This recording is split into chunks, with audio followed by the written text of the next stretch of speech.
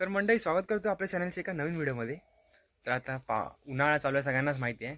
मरमर असं ऊन पडतं, तर उन्हाळ्यामध्येच पावसाची तयारी करून ठेवतात सगळे. जसं की लाकडा बिकडा भरून ठेवतात. लाकडा झाली, नंतर शेळकुंडा म्हणजे जर शेण असतं, शेणाचे थापे घालून त्याचे शेळकुंडा तयार करतात.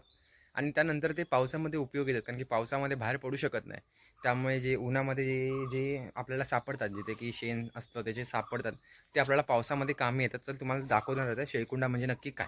तर मंडळी तुम्ही बघू शकता, आम्ही आधी हे शेण आणून जमा करून ठेवलं. शेण साठवलेला, कारण की शेण सहज भेटत नाही आणि प्रत्येकाला शेणी घालायचे असतात उन्हाळ्यामध्ये.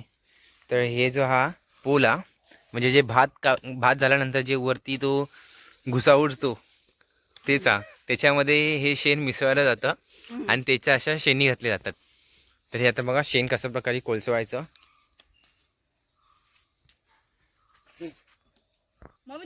शेणामध्ये असं पाणी घालताना आणि ते का कोलचो गोळा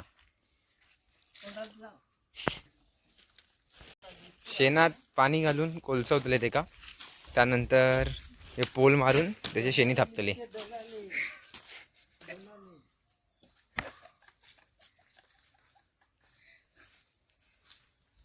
हे शेणी थापूचे आहे.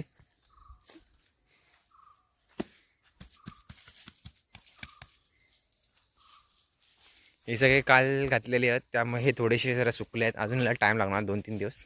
आणि हे सगळे आता इथे घालतो आम्ही. खाली रक्का का मारली आहे, कारण की खाली मुंग्या लागतात, त्यामुळे आधी रक्का मारतो आम्ही आणि त्यानंतर इथे शेणी घालते. बघा इथे मुंगे नाही लागायला पाहिजे, वाई नाही लागायला पाहिजे, त्यासाठी खाली रक्का मारली जाते. आणि त्यानंतर शेणी आम्ही घालतो. ही जी रक्का आम्ही आणून ठेवली आहे, रक्का म्हणजे जी लाकडं झाल्यानंतर जो उडते राख, त्यालाच रक्का बोलतात मालवणीमध्ये. तर हे असे शेणाचे गोळे करायचे आणि जी पोला म्हणजेच ते गोटा आपण बोलतो, भात उरलेला असतो त्याला, त्याच्यामध्ये मिक्स करून तिथे थापायचे असतं. बघा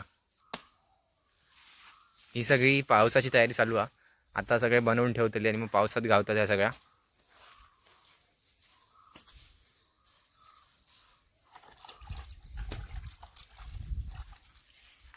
अजून 1-2 दिवस घालतलो म्हणजे शेण साठवून करतलो, मग पावसाची पूर्ण सोय झाली. आता नाही बोललास तरी हे 150 असतले शेणी आहे अजून घालूची हत. अजून 1-2 दिवसात घालणार. आता हे आज सकाळी एवढं शेण जमा करून ठेवलेलं, त्याची जादा टाक करतोय आम्ही.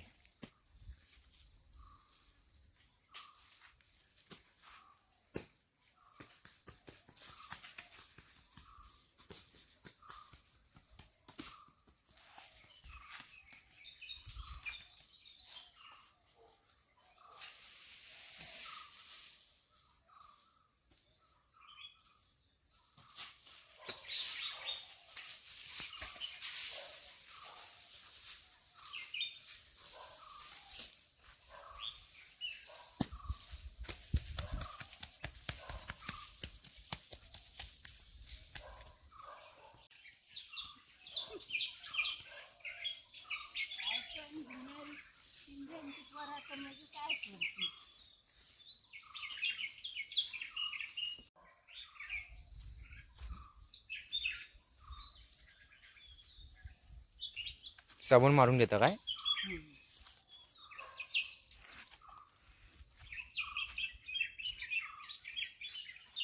अरे असं थापूया.